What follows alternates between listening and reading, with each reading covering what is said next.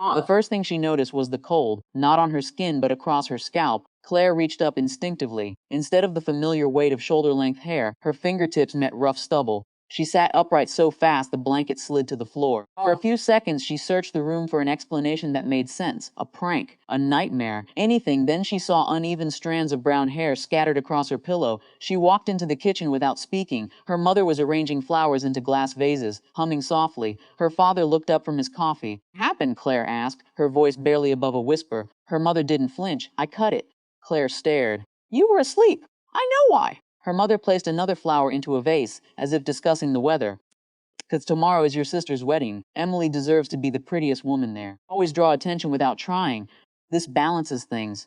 Claire looked at her father, waiting for disbelief. Instead, he shrugged. "Now maybe someone will finally pity you instead of comparing you to your sister."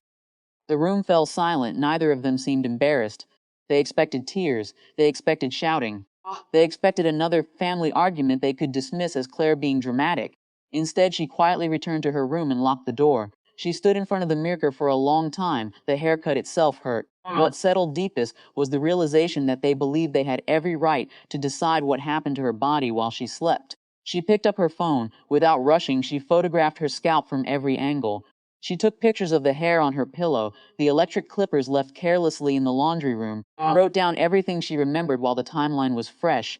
Not because she knew exactly what she would do, because for the first time she wanted the truth to exist somewhere outside her memory. The house became louder as relatives arrived. Someone asked why Claire had shaved her head.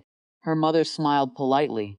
"Oh, she wanted a fresh start." Claire said nothing. An aunt complimented her courage. A cousin whispered that it actually suited her. Every explanation floated through the house except the real one. That night she barely slept. She wasn't thinking about revenge. She kept replaying one question: if they could justify this, what else had they justified over the years? Childhood punishments that never made sense. Constant comparisons, every achievement that somehow became Emily's motivation instead of Claire's celebration. The haircut hadn't started the story. It had simply made the pattern impossible to ignore. The next afternoon she arrived at the venue wearing a simple cream-colored head covering, not to protect her mother's reputation, to avoid spending the entire ceremony explaining something she wasn't ready to discuss. People noticed, they were curious, but most accepted the quiet answer that she preferred not to talk about it. During preparations, a wedding coordinator approached gently. "I hope you don't mind me asking, your aunt mentioned you shaved your head. Your mother said it was your idea. You seem uncomfortable." Claire hesitated. The coordinator didn't pressure her. She only said, "If something happened that you didn't consent to, you don't have to pretend you're fine here." The words landed differently because they contained no accusation, only concern. Claire answered honestly, "My mother cut my hair while I was asleep." The coordinator blinked. "I'm sorry, she what?"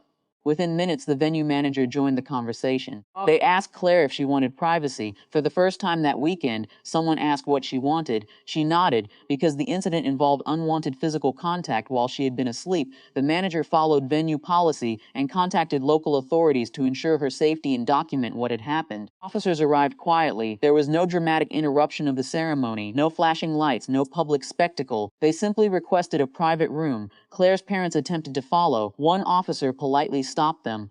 "We'd like to speak with her alone first."